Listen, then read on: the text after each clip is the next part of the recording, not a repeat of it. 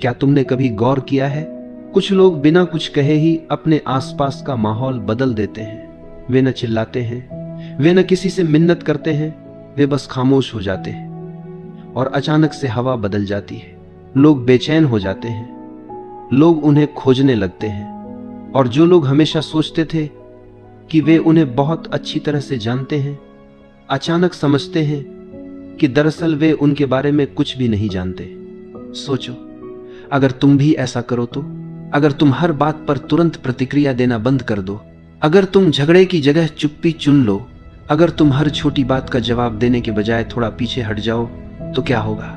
यही असली राज छुपा है। जब तुम हर समय उपलब्ध रहना छोड़ देते हो, भावनाओं में, शब्दों में, शरीर और मन दोनों से, तो लोगों के हाथ से तुम्हें नियंत्रित करने का साधन निकल जाता है, क्योंकि वे तुम्हें हमेशा तुम्हारी प्रतिक्रिया से पकड़ते आए हैं। कभी तुम्हारे गुस्से से, कभी तुम्हारी जल्दी जल्दी हाँ कह देने की आदत से, कभी तुम्हारे डर से। लेकिन जिस दिन तुमने ये डोरें काट दी, उस दिन खेल बदल जाता है और उसी दिन लोग यह महसूस करते हैं कि उन्होंने कभी तुम्हें समझा ही नहीं था। जब तुम अचानक अनुपलब्ध हो जाते हो, कौन घबराता है, कौन गुस्से से तिलमिला उठता है, कौन बार बार कोशिश करता है कि तुम्हें उकसाकर फिर से वही पुराना भाव निकाल ले। ये सब उनके बारे में बहुत कुछ बता देता है और तुम्हारे बारे में भी। सच तो यह है कि तुम अब तक अपनी ऊर्जा ऐसे लोगों पर खर्च करते आए हो जो उसके योग्य ही नहीं थे।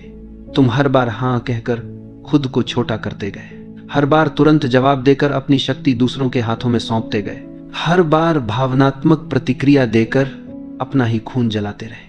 और दिन के अंत में तुम्हारे पास क्या बचता है? थकान, चिड़चिड़ापन और एक खालीपन जिसे तुम शब्दों में नहीं कह पाते। लेकिन मैं तुम्हें बताऊं, क्योंकि तुम उन लोगों के लिए बहुत ज्यादा उपलब्ध हो जिन्हें तुम्हारी खामोशी का एक पल भी नसीब नहीं होना चाहिए था। यह जो मैं कह रहा हूं, इसका अर्थ यह नहीं कि तुम दुनिया से मुंह मोड़ लो। इसका अर्थ यह है कि तुम पहले खुद को चुनो। महान संतों ने कहा है, सच्चा अनुशासन है स्वयं को पहचानना। जब तुम यह समझ जाते हो कि चुप्पी 1000 बहसों से ज्यादा ताकतवर है, तो तुम्हारे भीतर एक नई शक्ति जन्म लेती है। जब तुम पीछे हटते हो, भागने के लिए नहीं बल्कि होश में आने के लिए, तो वह पीछे हटना एक तपस्या बन जाता है। तो अब मैं तुमसे पूछता हूं, कब तक तुम दूसरों की भावनाओं से बंधे रहोगे? कब तक हर बार कठपुतली की तरह नाचते रहोगे जब कोई तुम्हारे घाव पर हाथ रख दे? क्या अब समय नहीं आ गया कि तुम उन डोरियों को काट दो, थोड़ा रहस्यमय बन जाओ? क्योंकि जिस दिन तुम हमेशा उपलब्ध रहना बंद कर दोगे, उसी दिन से सब कुछ बदलना शुरू हो जाएगा। बचपन से हमें यही सिखाया गया है, हमेशा हाँ बोलो, सबको खुश रखो, जल्दी जवाब दो, लोग नाराज न हो। और धीरे धीरे हमें यह भ्रम दे दिया गया कि हमारी कीमत सिर्फ इसी में है कि हम कितने उपलब्ध हैं। लेकिन असलियत बिल्कुल उल्टी है। बहुत अधिक उपलब्ध होना कोई पुण्य नहीं है, यह तो कैद खाना है। जितना तुम उपलब्ध होते हो, उतना ही तुम दूसरों के हाथों का खिलौना बन जाते हो। लोग तुम्हें एक बटन की तरह इस्तेमाल करते हैं। जब ध्यान चाहिए तुम्हें दबा देते हैं, जब दिल बहलाना है तुम्हें ढूंढ लेते हैं, जब उन्हें सहारा चाहिए तुम्हें याद कर लेते हैं, और काम पूरा होते ही तुम्हें किनारे रख देते हैं। कितनी बार तुमने सिर्फ इसलिए मुस्कुराया क्योंकि तुम ना कह नहीं पाए? कितनी बार तुमने थकान के बावजूद जवाब दिया क्योंकि डर था कि कोई नाराज न हो जाए? कितनी बार तुमने अपनी सच्ची भावना छुपा ली सिर्फ इसलिए कि कोई तुम्हें ठुकरा न दे? यही है आत्मत्याग, यही है खुद से धोखा, और यही है वह जाल जिसमें आज ज्यादातर लोग फंसे हुए हैं। यहां तक कि हमारी ऊर्जा भी असीमित नहीं है। हर हाँ, हर प्रतिक्रिया हमारे भीतर से कुछ निकाल ले जाती है, और जब यही ऊर्जा बार बार व्यर्थ खर्च हो जाती है तो हम खोखले हो जाते हैं। लोगों को तुम्हारी परवाह नहीं है, उन्हें सिर्फ तुम्हारी उपयोगिता चाहिए, तुम्हारा साथ, तुम्हारा सहारा, तुम्हारी संवेदना, बस उतनी देर तक जब तक उन्हें जरूरत है।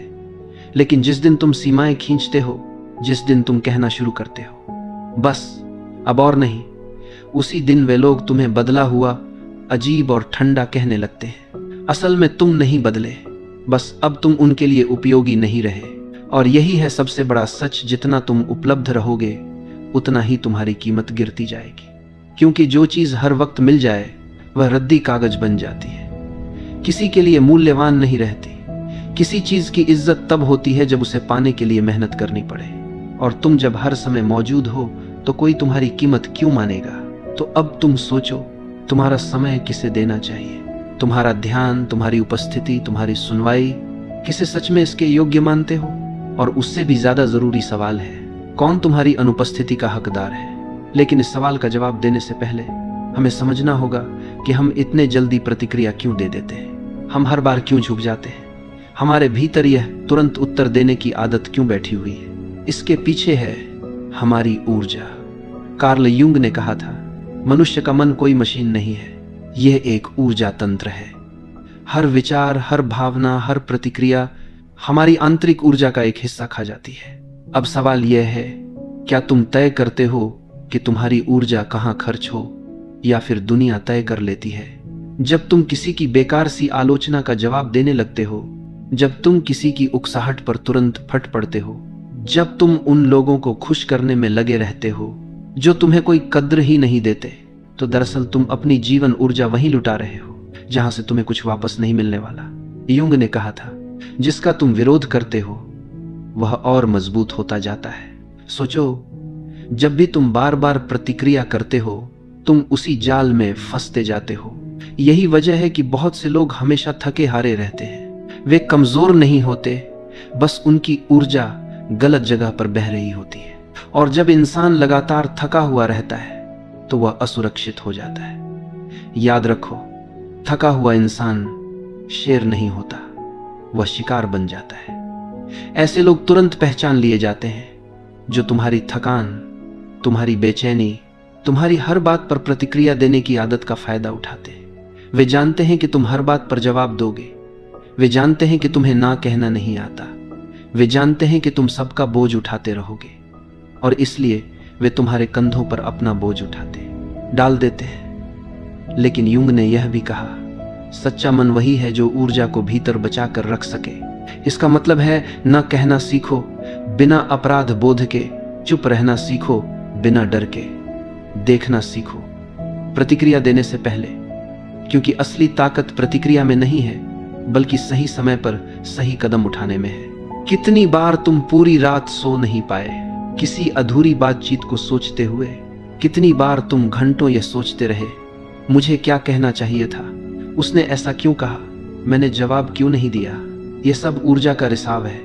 तुम बीते हुए साये को जिंदा रखते हो और वही तुम्हें खींचते रहते हैं। ऊर्जा एक ढाल है, जब तुम इसे बचाते हो तो तुम्हारी उपस्थिति अपने आप सम्मान खींचती है। तुम कमरे में प्रवेश करो और बिना कुछ कहे भी लोग तुम्हारी ओर खींच जाएं। यह तभी होता है जब तुम्हारी ऊर्जा भीतर सुरक्षित हो। लेकिन अगर ऊर्जा बिखरी हुई है तो तुम नजरअंदाज कर दी जाते हो। तुम्हारी आवाज भी असर नहीं करती। तुम कमजोर और टूटे हुए लगते हो। तो जरा देखना शुरू करो, कौन सी बातें तुम्हें तुरंत उकसा देती हैं?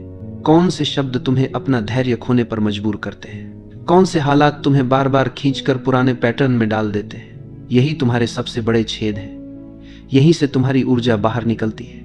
और अगर तुम इन बिंदुओं को पहचान लोगे तो धीरे धीरे अपनी शक्ति वापस पा लोगे।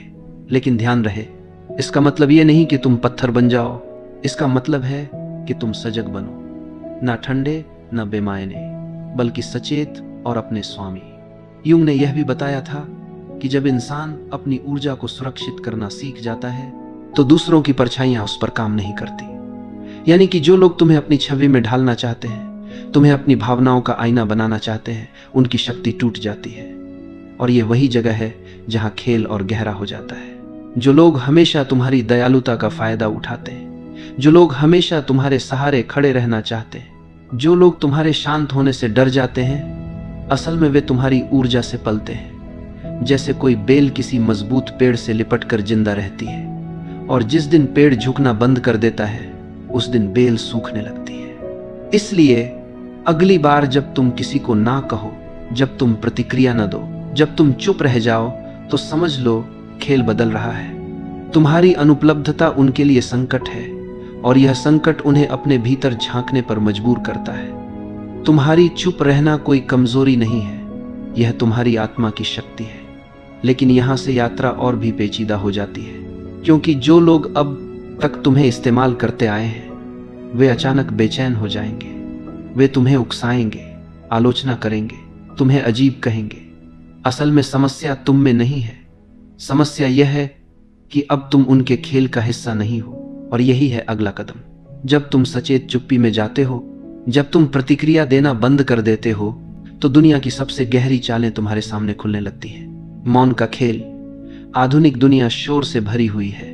हर कोई बोलना चाहता है, हर कोई तुरंत जवाब देना चाहता है, हर कोई अपनी बात साबित करना चाहता है, इवन अगर उस चक्कर में उसे अपनी शांति ही क्यों न खोनी पड़े। लेकिन शक्ति, सच्ची शक्ति, वह शब्दों के शोर में नहीं बल्कि मौन की गहराई में छिपी है। ध्यान से सुनो, यह मौन किसी कायरता का मौन नहीं है, यह जागरूक मौन है। वह मौन जो उपस्थिति को और भी गहरा बना देता है, वह मौन जो शब्दों से ज्यादा कुछ कह देता है। जब तुम प्रतिक्रिया देना बंद करते हो तो तुम देखना शुरू करते हो, और जब तुम देखना शुरू करते हो तो तुम्हें वे पैटर्न नजर आने लगते हैं जो पहले तुम्हारी आंखों से छिपे रहते थे। कितनी ही बार तुम देखते हो, वही लोग, वही स्थितियां, वही खेल बार बार दोहराए जाते हैं। मौन में बैठकर यह सब साफ हो जाता है, और जब साफ दिखने लगता है तो तुम्हारे भीतर जागरूकता पैदा होती है। यह जागरूकता खतरनाक है उन लोगों के लिए जो तुम्हें नियंत्रित करना चाहते हैं, क्योंकि जिस दिन तुम देखना सीख जाते हो उस दिन उनका खेल बेकार हो जाता है। तुमने ध्यान दिया होगा, कुछ लोग बेकरार हो जाते हैं जब तुम जवाब नहीं देते, जब तुम सफाई नहीं देते, जब तुम अचानक खामोश हो जाते हो। यह उनकी याद नहीं होती, यह उनका डर होता है, क्योंकि तुम्हारा मौन उनकी कहानी को छीन लेता है। जब तक तुम बोलते रहते हो तुम खेल में फंसे रहते हो, लेकिन जिस दिन तुम चुप हो जाते हो तुम नियम बदल देते हो। और यह असंतुलन उन लोगों को पागल कर देता है जो तुम्हारी हर प्रतिक्रिया पर जीते आए थे। समझ लो, सच्चा मौन आवाज की कमी नहीं है, सच्चा मौन है अपनी ऊर्जा पर अधिकार। यह है वह चुनाव कि किस युद्ध में उतरना है और किस युद्ध को छोड़ देना है। व्यक्ति बनने के लिए दूरी चाहिए, क्योंकि सिर्फ मौन में ही तुम